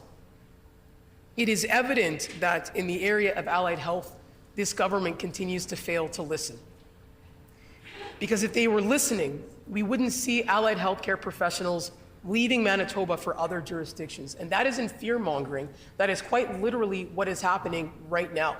There is a reason why there were 0 applicants to the advanced paramedic program here in Manitoba at Red River College. There's a reason why 0 people applied for that program when this government doesn't allow advanced care paramedics to practice to their full scope in rural Manitoba. There are real consequences for this government's decision-making over the past many years. This government has frozen the wages of the people we depend on to keep our healthcare system not only operational, but improving, strengthening it. I haven't heard a single member of the PC caucus talk about the fact that our largest hospital, just a month ago, 2 months ago now, announced that they're having to go without a perfusionist, a dedicated perfusionist. I bet you, Acting Speaker, that they don't even know what that is.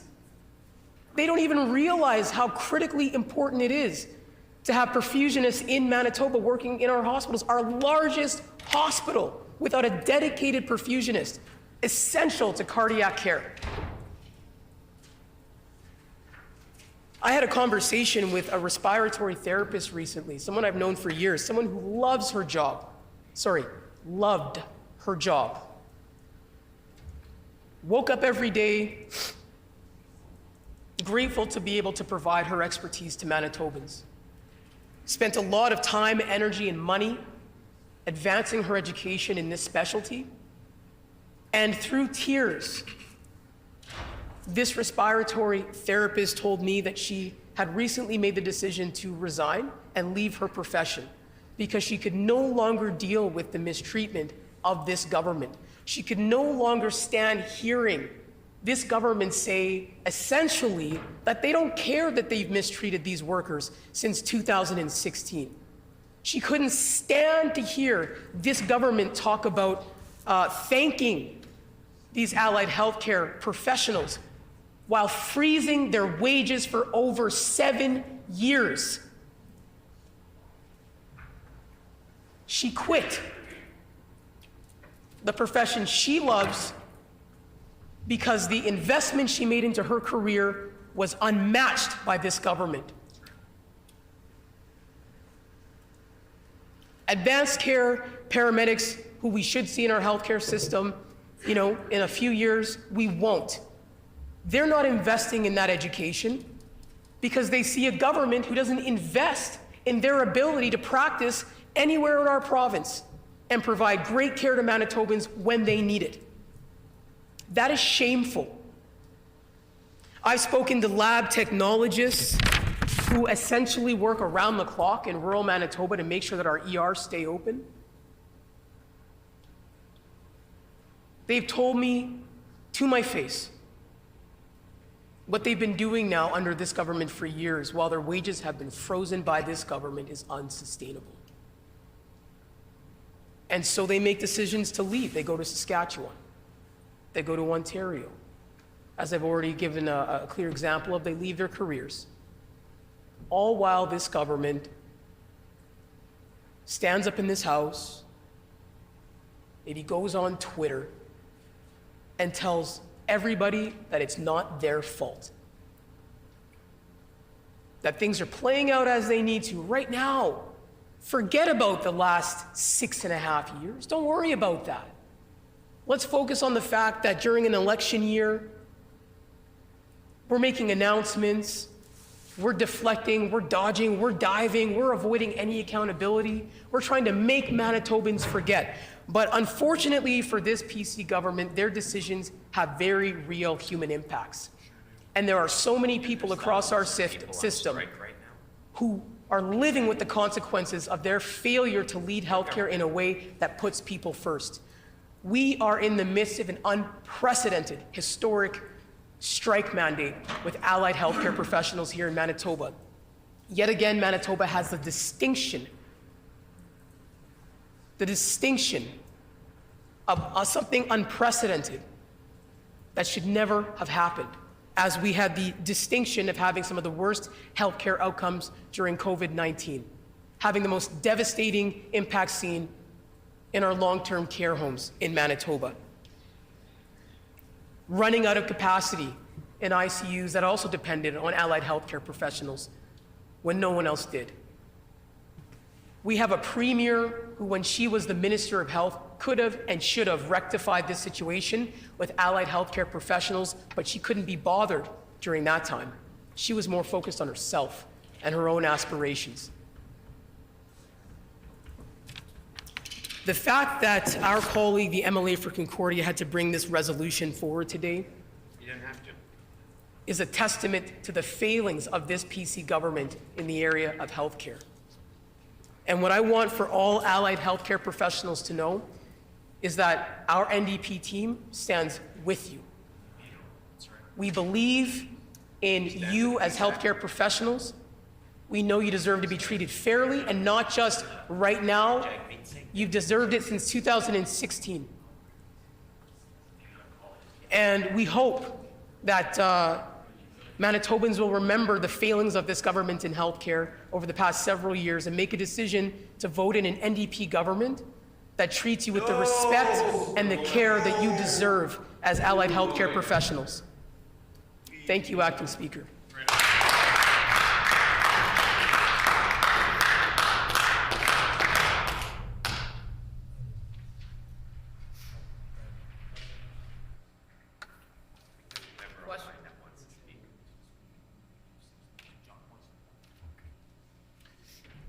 The Honourable Member for Brandon West. Thank you, Mr. Deputy Speaker. Pleased to rise in the House today and speak to this resolution. Unfortunately, the member opposite is trying to interfere in negotiations that he has no role in, but he thinks he does. So he knows better than the professional negotiators. He knows better than Shared Health. Our government has a record of working well with the collective bargaining process, and especially in healthcare. We have signed many contracts with professionals that are working in health, and this one is well underway. I understand the negotiations are going well, and it would be unseemly and improper for any government to intervene in negotiations, especially when they're going well, at any case. The member opposite seems to think that strike mandate from the union members is unnecessary, unseemly. I would be worried if a union came to the negotiating table without a strike mandate. That would mean that they do not have the support of their members. It's a tool that they use, and all negotiators know that. You want to bargain from a position of strength, and that is what the strength mandate does give the union negotiators, in this case, a position of strength for which to negotiate. It means they have the support of their members, as we would expect that they do. And Shared Health has the full confidence of the government that they are negotiating well. As I said, the collective bargaining agreement is well underway. We have very severe hangovers from the NDP mismanagement of healthcare that we had to deal with. The numerous bargaining agencies and groups that just didn't work. We had to make it all work better, and it has. We've worked with all the unions to find a better path on how everyone can work together, and I'm pleased to see that underway, Mr. Deputy Speaker. The members opposite talked about paramedics and ACPs, and they had no need for paramedics nor ACPs when they were in government. I would imagine the members opposite had never heard the term ACP when they were in government. It is not something that they're familiar with. Certainly they had no support for paramedics as we have. We are the party that, and the government that reduced ambulance fees by half. Because Manitobans were so afraid to call an ambulance. They were afraid that they wouldn't be able to pay for that ambulance, that they would deny themselves care. They would have someone drive themselves to the emergency room. They would drive themselves to the emergency room. And in rural Manitoba, they would discover that the NDP government had closed those emergency rooms, Mr. Deputy Speaker. And then they'd have to go on to the next one, and they'd discover again that the NDP government had closed that emergency room. So, you know, there's no lessons from the members opposite on healthcare. We all know how much destruction they caused in the healthcare system, where they were going to do away with hallway medicine with a $20 million investment, and that came and that went. And what they ended up doing was they stopped counting people in the hallway, Mr. Deputy Speaker, so that they were no longer counted as hallway as patients in the hallway medicine. In fact, I had an aunt, as I've spoken to in this legislature before, recovering from open heart surgery in the hallway of St. Boniface, a great institution in Manitoba, and she wasn't counted as being in the hallway because every so often someone would come along and move her. Move the bed just a little bit so that it wasn't in the same place as it was. So then that wasn't counted as a member of the hallway medicine team that the previous government brought into existence. It's very sad to see that, Mr. Deputy Speaker. And, you know, we also hear from the Labour Minister under the NDP, Jennifer Howard, that they would not intervene in collective bargaining process. I do recall asking her in the Brandon University strike, not just one of them, but two of them, if there was a role for government to play to appoint a mediator or a conciliator, and her response was that there was no role for government in the collective bargaining process. But these members seem to have forgotten about that their Labour Minister at the time, as our Labour Minister at the current time, is very, very well invested in the collective bargaining process. There's a process where the professionals come to the bargaining table and they present options and they discuss how they can come to an agreement. And that, as I've said, is well underway in this case. It is up to those negotiators when that will conclude and how it will conclude. But we do know that the negotiations are well underway, and we do expect that we'll see something in not too distant future. But that's up to those negotiators, Mr. Deputy Speaker. It's not up to government to intervene, as previous Labour ministers have spoken about in this House, and I'm sure the members opposite have great respect for then Minister Howard as the Minister of Labour. She's gone on to great things. I knew her when she was a student at Brandon University, and always well respected there, well respected in the legislature here as well. And I know it was painful for the government when Brandon University was on strike under their watch, not once but twice, and they had to deal with that at arm's length, because it's not the government that was the negotiator, even though they had some tools available to them. Those tools are rarely used, Mr. Deputy Speaker, but the strike mandate is one that unions often use. And as I said, if a union came to a negotiating table without that mandate, they're often bargaining from a weak position then, Mr. Deputy Speaker, and that doesn't bode well for the union membership. We know that we want to have a good collective agreement that pays the members well, that government can depend on them working in a good environment, and those are all very important things, Mr. Deputy Speaker, that we see in this union environment and how we work with it in Manitoba. It's nothing new. It is something that is ongoing. We've had healthcare negotiations going on with Shared Health for many months and with other unions, and they have come to fruition. They've been signed, they've been voted on, and this is just the current one, that they are in negotiation. It's unfortunate that it has taken this long to get to this agreement, but we did have some hangovers from the NDP government that caused these delays, Mr. Deputy Speaker. We worked as quickly as we could to make sure that changes to the workplace were put in place, to that the particular unions that are representing these individuals were voted on by the individuals. They got to choose in some cases which union they wanted to have represent them.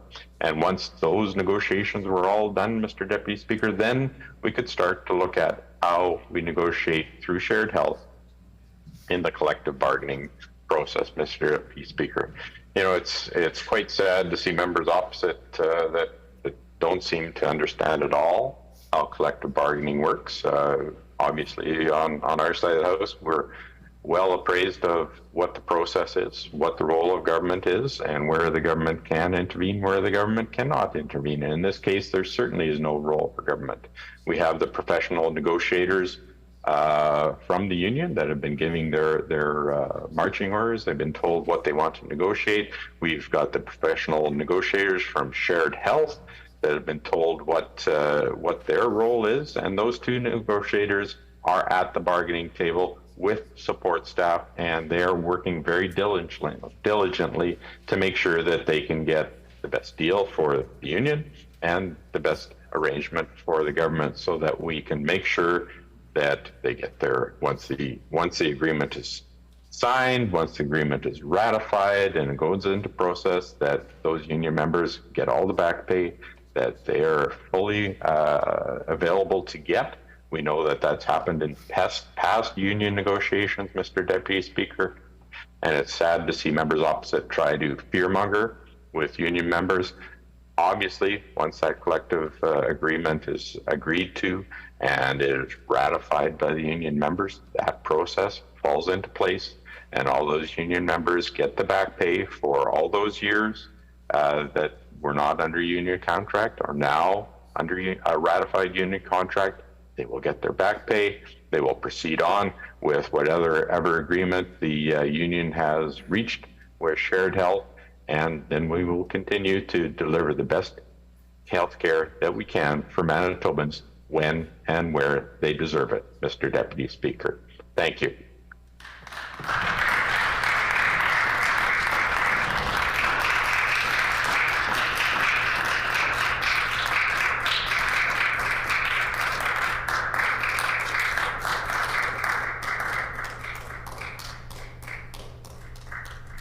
The honourable member for River Heights.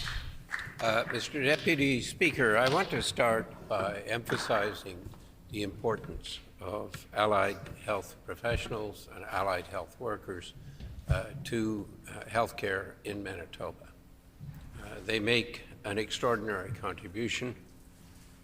There are almost 200 different positions or disciplines that are represented, from audiology to diagnostic medical sonography to medical laboratory technicians to occupational therapists to paramedics to physiotherapists to speech-language pathologists to respiratory therapists to social workers to psychologists, and in fact many, many others.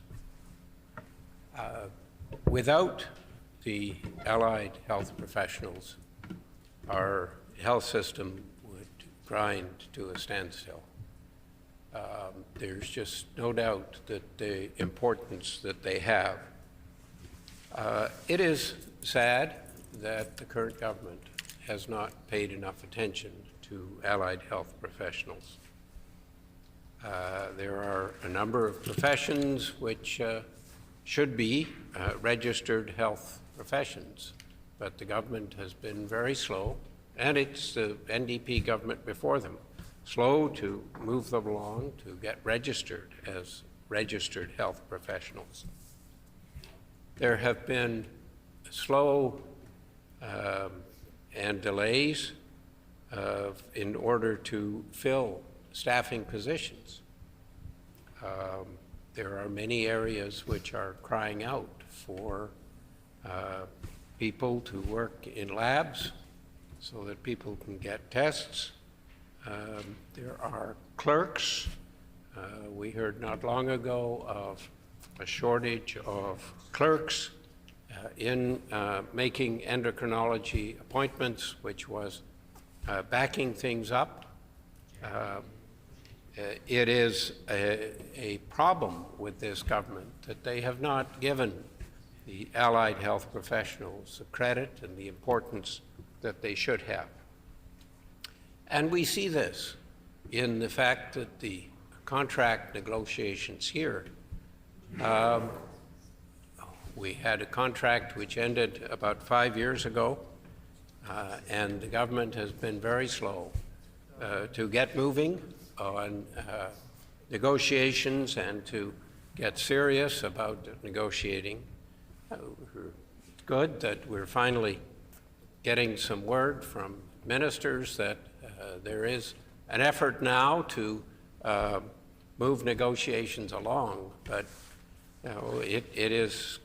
this delay has caused a lot of havoc in areas of healthcare, quite frankly, because for lack of a contract, members of these disciplines and professions are now looking and taking jobs elsewhere, moving out of healthcare in Manitoba, and it is going to be difficult to replace them.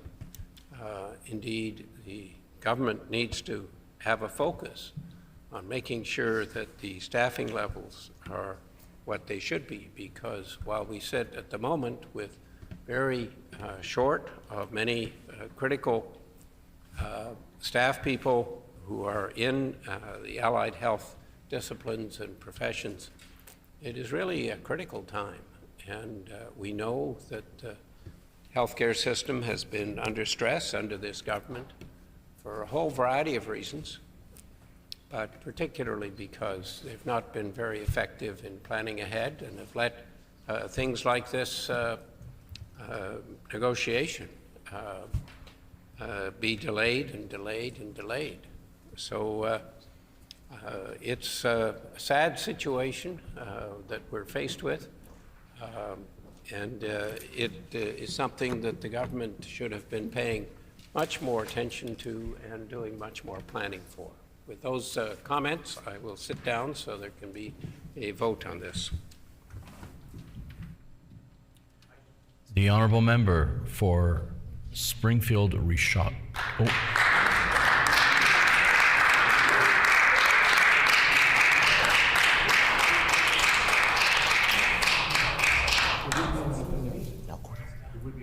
Okay, according to the rules of the House and the speaking order, which is predetermined by those rules, I do need to recognize the honourable member for Transcona. That was my error, and I correct it by recognizing that member. Thank you, Deputy Speaker. I just want to say thank you to the allied health workers that help keep me alive and part of my healthcare team. Yeah. It's the reason I'm standing here today. I look forward to the vote on this PMR. Thank you. Great.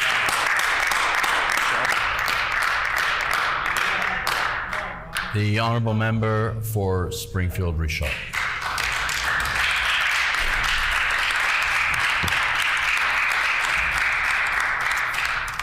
The member for Concordia was asked, should politicians negotiate all labor agreements with the public service directly, and his answer was yes. He was then asked again, should the 57 politicians, the elected officials of this chamber, should they negotiate... When this matter is again before the House, the honourable member for Springfield Richot will have 10 minutes remaining. The time being 12 noon, this House is recessed and stands recessed till 1:30 p.m. today. Enjoy your lunch, everybody.